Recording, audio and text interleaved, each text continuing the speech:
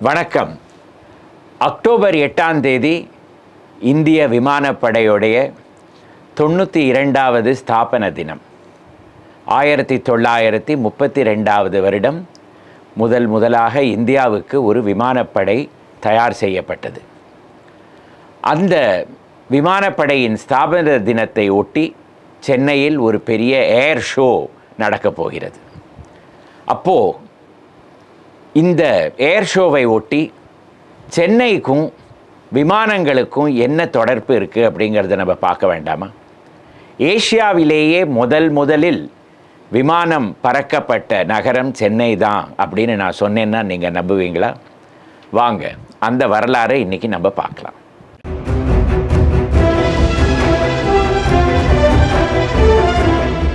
பதினெட்டாவது நூற்றாண்டில் மாண்ட்கோல்ஃபியே பிரதர்ஸ் அப்படின்னு 2 சகோதரர்கள் முதல் முறையாக ஒரு பலூனில் சூடாக வாயுவை ஏற்றி அதனால் அந்த பலூன் மேலே பறந்து அதற்கு அடியிலேயே ஒரு கூடையை கட்டிக்கொண்டு சில தூரம் அவர்கள் பறந்தார்கள். இதுதான் விமான வரலாறில் முதல் முறையாக மனிதன் பறந்த சம்பவம் என்று கூறப்படுகிறது. அதற்கு பிறகு பல முயற்சிகள் செய்யப்பட்டன. 20வது நூற்றாண்டுடைய ஆரம்ப காலத்தில், அதாவது 1903வது வருடம், அமெரிக்காவில் ரைட் சகோதரர்கள், ஆர்வில் ரைட், வில்பர் ரைட் அப்படி என்று 2 சகோதரர்கள் முதல் முறையாக ஒரு சிறிய விமானத்தை தயார் செய்து ஒரு சிறிய தூரம் பறந்தார்கள். அதே விமானத்தை அவர்கள் நாளடைவில் இன்னும் ஒரு பெட்டர் மெத்தடாக அதை மாற்றி செய்து கடைசியில் 1905வது வருடம் ஒரு நல்ல தூரம் அவர்களால் செல்ல முடிந்தது. இது விமானத்துறையில் ஒரு பெரிய புரட்சி. அதற்கு பிறகு விமானத்தில் பறக்கலாம் என்ற நம்பிக்கை மக்களுக்கு வந்தது. இது நடந்தது 1903வது வருடம். அதற்கு பிறகு அவர்கள் மறுமுயற்சி செய்து 1905வது வருடம் ஒரு புது விமானத்தில் பறந்தார்கள். அதற்கு பிறகு 5 வருடங்களுக்குள் சென்னையில் முதல் முறையாக ஒரு விமானம் பறந்தது. அது எப்படி நடந்தது அப்படி என்பதுதான் இன்றைய வரலாறு. 1880வது வருடம் கார்சிகா, இது பிரான்ஸ் நாட்டின் ஒரு பகுதி. இதை அடிக்கடி மக்கள் இட்டலியோடைய ஒரு பகுதி என்று தவறாக கூறுவார்கள். ஆனால் 18வது நூற்றாண்டிலிருந்து கார்சிகா என்கிற தீவு பிரான்ஸ் நாட்டை சேர்ந்தது. அந்த இடத்திலிருந்து சென்னைக்கு கியோகோமோ டி ஏஞ்சலி அப்படின்னு ஒருவர் வந்தார். அவர் சென்னைக்கு இந்த இடத்தில் ஒரு சிறிய சிற்றுண்டி விற்பனை செய்யும் கடையை திறந்து வைத்தார். அவர் ஒரு பிரெஞ்சு ஆள். அதனால் அந்த காலத்தில் இங்கு இருந்த ஆங்கிலேயர்களுக்கு பிரெஞ்சு தின்பண்டங்கள் மிகவும் பிடிக்கும். அதனால் அவருக்கு ஏராளமாக இங்கு வியாபாரம் நடந்தது. 20வது நூற்றாண்டுடைய ஆரம்ப காலத்தில் அவருடைய கடையை இவர் மவுண்ட் ரோடுக்கு மாற்றிக்கொண்டார். அந்த காலத்தில் சென்னை மாகாண கவர்னருடைய பங்களோ, இப்பொழுது ஓமந்தூரார் எஸ்டேட், இப்பொழுது அங்கே இருக்கும் அந்த அரசு மருத்துவமனை இருக்கிற இடத்தில்தான் கவர்னருடைய ஆளுநருடைய பங்களோ இருந்தது. விடுமுறை நாட்களில் மட்டும்தான் ஆளுநர் கிண்டிக்கு செல்வார். மற்ற நாட்களில் மவுண்ட் ரோடில் தான் இருப்பார். கவர்னர் பங்களோவுக்கு எழுத்தப்புறத்தில் இருந்த இந்த கடை ஒரு பெரிய பிரபலமான கடையாக மாறிவிட்டது. அப்பொழுது 20வது நூற்றாண்டுடைய ஆரம்ப காலத்தில் சென்னை மாகாணத்துக்கு கவர்னராக இருந்த லார்ட் ஆம்ப்ஹில் என்பவர் கவர்னர் மாளிகையில் எந்த விருந்து நடந்தாலும் இந்த கியோகோமோ டி ஏஞ்சலி தான் அதற்கு சாப்பாடு சப்ளை செய்ய வேண்டும் என்று ஒரு ரூலையே அமலுக்கு கொண்டு வந்து விட்டார். அதனால் கியோகோமோ டி ஏஞ்சலி ஒரு பெரிய தனவந்தராக மாறிவிட்டார். அப்பொழுது அந்த காலத்தில் டியூராண்ட் அண்ட் கம்பெனி என்று ஒரு பல்சரக்கு கடை, இப்பொழுது நாம் அதை டிபார்ட்மெண்டல் ஸ்டோர் என்று கூறுவோம், டியூராண்ட் அண்ட் கம்பெனி என்று ஒரு கடை மவுண்ட் ரோடில் இருந்தது. அந்த மவுண்ட் ரோட், அந்த டியூராண்ட் அண்ட் கம்பெனி பிறகு ஸ்பென்சர் அண்ட் கம்பெனியாக மாறி ஸ்பென்சர் சில நாட்களில் அந்த இடத்தில் இயங்கி கொண்டு வந்தது. 1906வது வருடம் ஆஞ்சலி அந்த கட்டடத்தை வாங்கி அதற்கு பிறகு அந்த இடத்தில் ஒரு ஹோட்டலை திறந்தார். அதற்கு பெயரே டி ஏஞ்சலிஸ் ஹோட்டல்.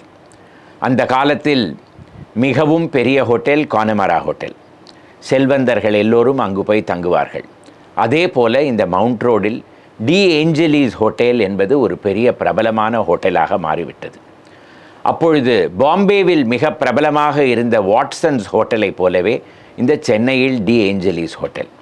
இரும்பால் செய்யப்பட்ட வராண்டா, அதில் உட்கார்ந்து கொண்டு வெளியே பார்த்தோமானால் மவுண்ட் ரோடில் போக்குவரத்து எல்லாம் நமக்கு மிகவும் நன்றாக தெரியும். உள்புறத்தில் ஒரு மிக அழகான தோட்டம். அந்த இடத்தில் பிரெஞ்சு பாணியிலும் இட்டாலியன் பாணியிலும் கேக் இந்த மாதிரி விஷயங்கள் எல்லாம் விற்பனைக்கு கிடைக்கும். இங்கு தங்குவதற்கு அறைகளும் இருந்தன.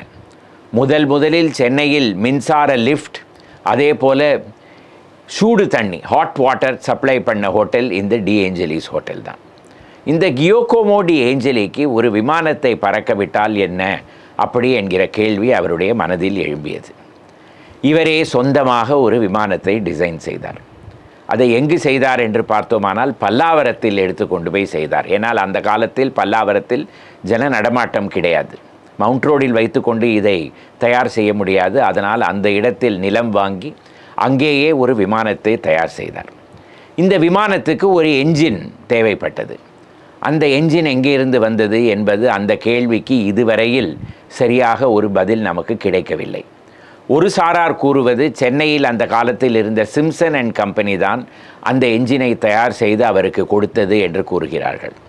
மற்றவர்கள் அப்படி இல்லை, இது ஐரோப்பாவிலிருந்து இறக்குமதி செய்யப்பட்ட என்ஜின், அதை வைத்து தான் இவர் ஒரு விமானம் தயார் செய்தார் என்றும் கூறுகிறார்கள்.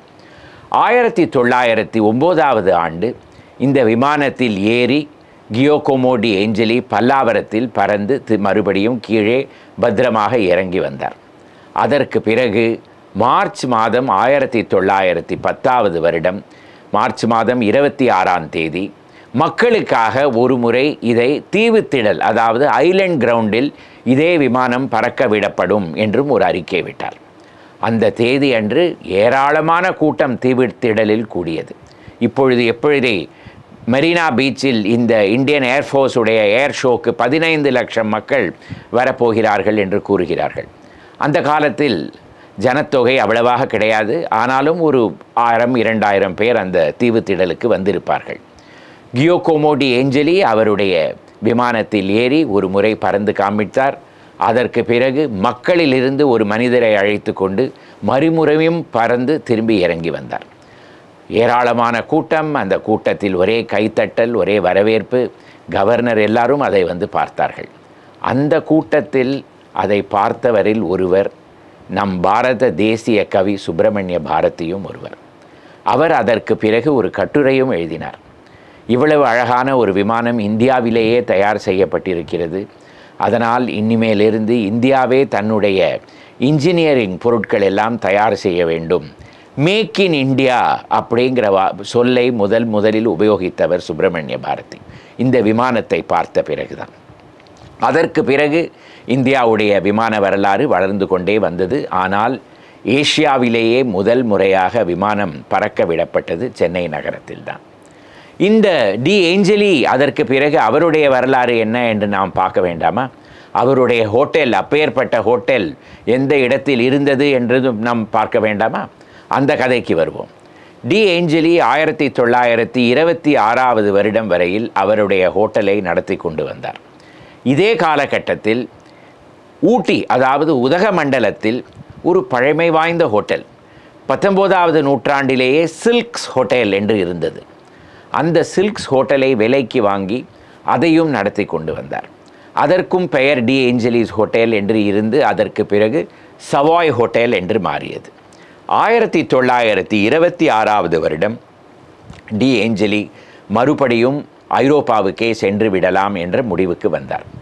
அப்பொழுது சென்னையில் ஒரு இட்டாலியன் இருந்தார். அவருடைய பெயர் பொசோட்டோ, அட்டிலியோ பொசோட்டோ.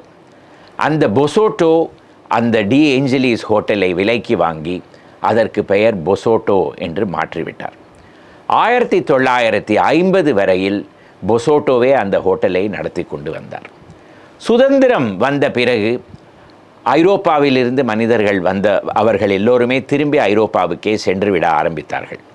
அப்பொழுது பொசோட்டோ அவர்களும் இந்த ஹோட்டலை ஒரு தனியார் துறை நிறுவனத்துக்கு விற்று அவரும் மறுபடியும் ஐரோப்பாவுக்கே சென்று விட்டார். அந்த ஹோட்டலுடைய பெயர் சில நாட்களுக்கு பொசோட்டோ என்றே இருந்தது.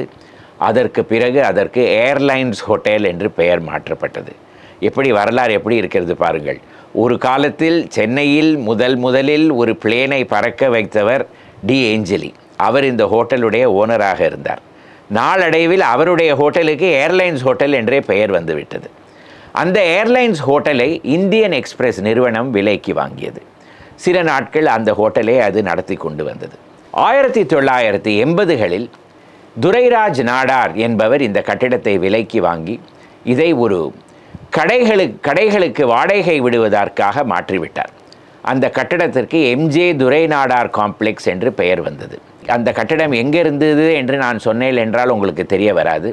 ஆனால் பாட்டா ஷோரூம், மவுண்ட் ரோடில் பாட்டா ஷோரூம் என்று நான் கூறினேன் என்றால் எல்லோருக்குமே தெரியும். மவுண்ட் ரோடுக்கும் பிளாக்கர்ஸ் ரோடு, அதாவது கெசினோ கெய்டி தியேட்டர் செல்கிற வழியில் இருந்த அந்த கட்டடம், அதுதான் ஒரு காலத்தில் டி ஏஞ்சலிஸ் ஹோட்டலாக இருந்தது.